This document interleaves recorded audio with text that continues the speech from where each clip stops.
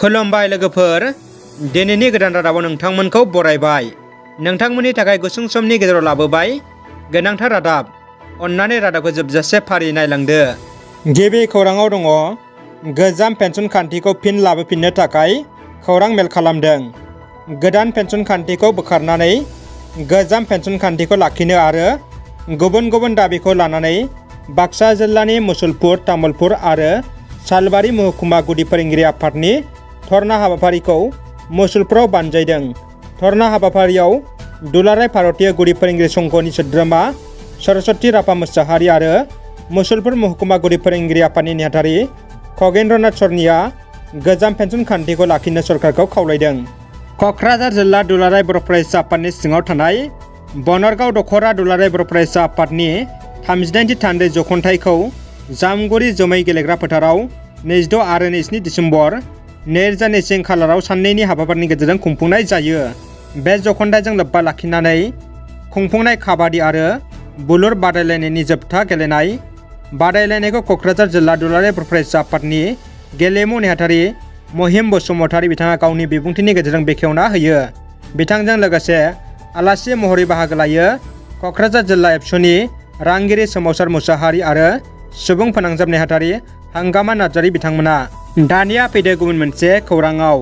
जौ लोंना गारि सालायनायनिफ्राय सांग्रां जा। आसाम सरकार आरो पुलिस बिफाना जौ लोंना गारि सालायग्राफोरनि सायाव गोख्रों राहा लादों। गिबि मन्थ्रि डक्टर हेमन्त बिश्व शर्मानि बिथोन बायदियै जौ लोंना गारि सालायगिरिफोरखौ गोख्रों सिग्रोमदों पुलिस बिफाना। बेबायदिनो मैया चिरां जिल्लानि बिजनी महकुमानि सिङाव थानाय खुख्लुं रडआव बिजनी महकुमानि पुलिस बिबानगिरिया थांनाय हरनि समाव गोख्रों सिग्रोमनाय हाबाफारि मावफुङो। चिरां जिल्लानि भारत भुटान सिमना ओनसोलनि दलपानियाव हाग्रा बिफाननि एनकाउन्टार। चिरां जिल्लानि रुनिकाटा पुलिस थानानि सिङाव थानाय दलपानि हाग्रा ओनसोलाव हाग्रा बिफाननि मावफारियाफ्रा गुलि गावनायाव जायगायावनो सासे सुबुङा जोखोम जानाङो। जोखोम जानांनाय सुबुंखौ सेलेखागुरि 1 नं गोजोनपुरि गामिनि लालचरन नार्जारि होनना सिनायनो हायो।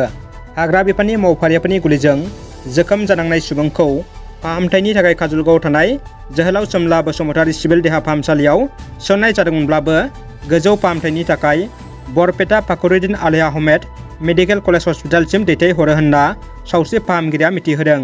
नाथाय बिथांखौ मानि थाखाय हाग्रा बिफाना एनकाउन्टार खालामदों, जाहोनखौ खौरां लिरजासिमाव मिथिनो मोननाय जायाखै।